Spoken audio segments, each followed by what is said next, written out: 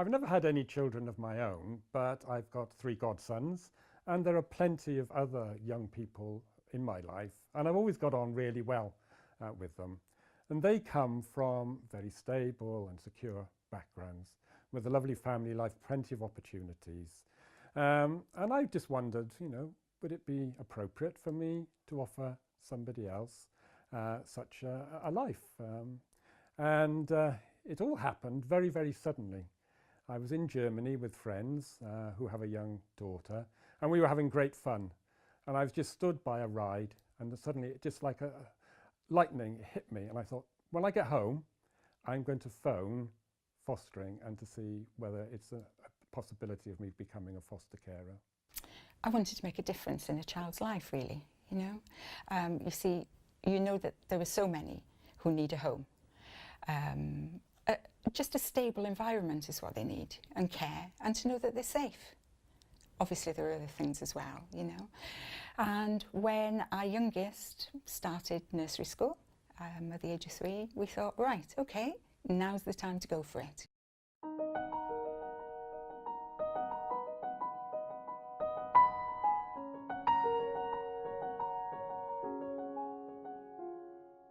At the moment I have a long-term placement, and I can remember the first time that I met him.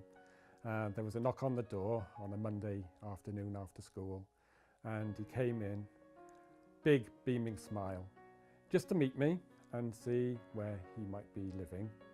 And he seemed very, very happy, which of course made me happy. We decided straight away what we were going to call each other, and then I was told that yes, he'd be moving in the next day. And what was really nice is when I opened the door on the Tuesday afternoon, he still had this huge smile on his face as he moved in to live with me, and that's now very nearly 6 years ago. She was 3 months old. She was just a little respite for 10 days while another carer went on holiday. And oh my gosh, it was lovely, all the cuddling, and it just brings back memories of your own children, and you're doing the right thing.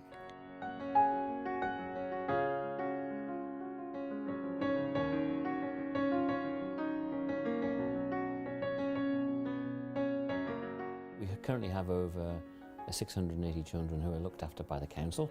That means they can't, at least for a period of time, be living with their family. Many of those children have had very difficult experiences, and we want to be able to look after them locally. If we had more foster carers in the local area, then we would be able to place the children, easily meet with the foster carers if it's a planned accommodation, and discuss with them what the child's like and find out the positives about the child. Also, it'd be good for availability for the social workers to meet with the carers, and also for visiting the child if there is an issue. Then we would be able to do that locally and look at local support that we can put in place. We have over 300 children who are placed outside of Cardiff for a variety of reasons. Some of those children want to return back to their home city. Now, Cardiff as a whole has a population of around 279,000 adults. I'm fairly confident that there are people out there at this moment in time who would be appropriate to be assessed as foster carers. So my ask really, and my plea to anyone listening to this is, please consider yourself as foster carers for those children who are currently placed outside of the city.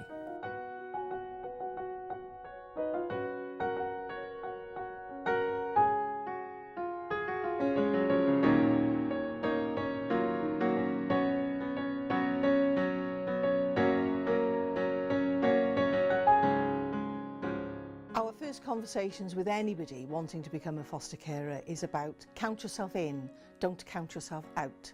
We look after children and young people from all walks of life, from many, many different cultural backgrounds, and children and young people who've had any amount of experiences from differing families.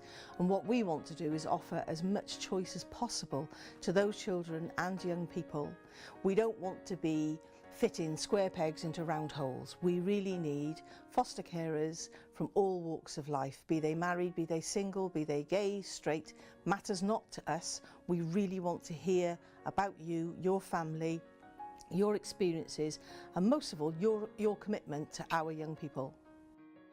You do need patience. You have to have a passion for looking after children and their well-being and their futures. So your commitment to that is essential. You need to be able, you don't need to have parented before, but you do need to have the passion to want to see young people and children achieve and thrive. The type of person to be a good foster carer, I think, would be patient, kind, understanding, loving, very hands-on and strong. Not physically, but emotionally and mentally strong. I think that person would be a good foster carer. Foster carers have to expect huge challenges because the children and young people who are going to come to live with you have often had not very good experiences, and so they're going to be even more challenging than your own sons and daughters. So you've got to expect quite a few issues to confront. You need a great deal of determination, resilience, patience to cope with the situations that you're likely to have to face.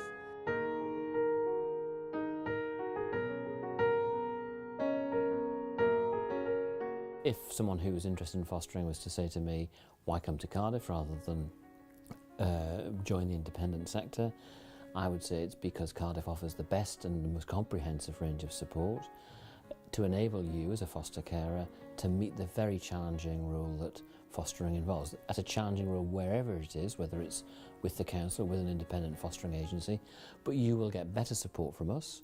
You will get continuity of engagement with the social worker.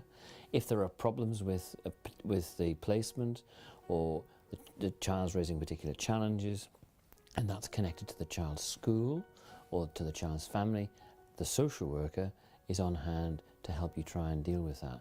If you're working in the independent fostering agency, it's a much less direct relationship. We decided to foster for Cardiff, the council, rather than anyone else, because we felt the level of support that was offered was much higher. You have support meetings, you have coffee mornings, you have your support worker, you have other foster carers and a whole big team all around you. And we thought, yeah, that sounds good. That sounds really good to us. You know, they look after you. Cardiff do look after you, and we're glad that we chose Cardiff. All of the services form what we'd like to think of as a team around the child. So the social worker, the fostering team, the personal advisor service for when those children are over 18 are all literally in one place with one senior manager. Very soon they will all be in one building, so it's a one-stop shop really for all staff and anybody wanting to access the service. You can't raise a foster child alone. In that, I don't mean a lone carer. I mean totally on your own. You've got a team of people all around you. You've got other foster carers. You've got the mentoring service. You've got your own support worker, and she or he are fabulous. They really do support you. And that level of support that they give you is changeable. It's up to you what level you want and set it at, and it can change from day to day. It's entirely up to you and the child that you have. There's also the medical profession, your health worker. They're all there to help support you. The child's social worker, the child's guardian. Oh, there are a number of people all around you, all in the background, waiting to come forward and help you out. There's very informal support on occasions with coffee mornings where you can go along, talk to other foster carers.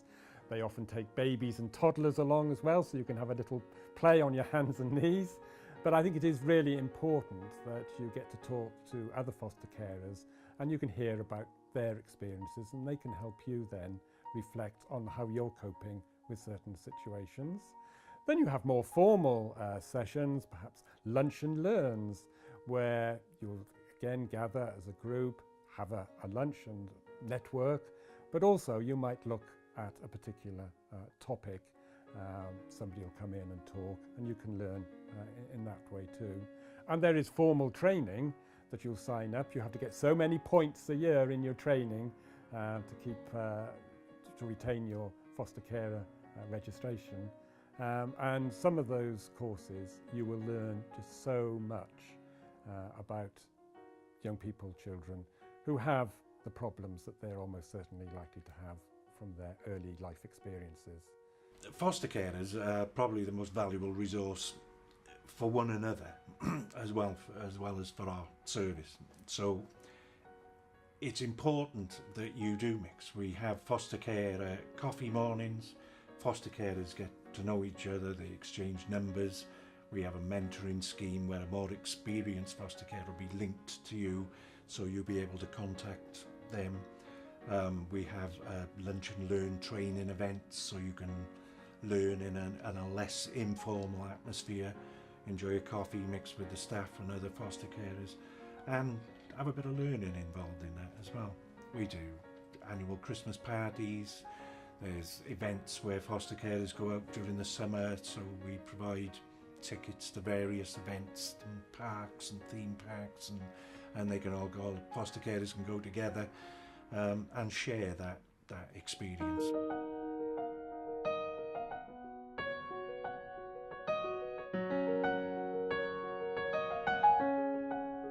The Council is very committed to foster care and to supporting foster carers. We recognise that they do a fantastic job, and with all the pressures on families that we have at the moment and the number of children who are becoming looked after for short or long periods, it's really important that we get quality foster carers who are really committed to the children, as we are as a city. At the heart of the Council's vision for the city is for people to achieve their full potential. We have 680 children who are very much in that space, who we need to assist in terms of achieving their full potential. As part of that, we're also very concerned, a key priority of the Council is supporting those in vulnerable situations. Foster carers play a key role in achieving both of those objectives and are therefore very important to Cardiff Council as a whole. Children are our future. They need help, they need support. There's lots of people out there that want to make that change. They can contribute and maybe think that maybe I can't contribute. Yes, you can. You can make a change to a child's life, and you could change it now.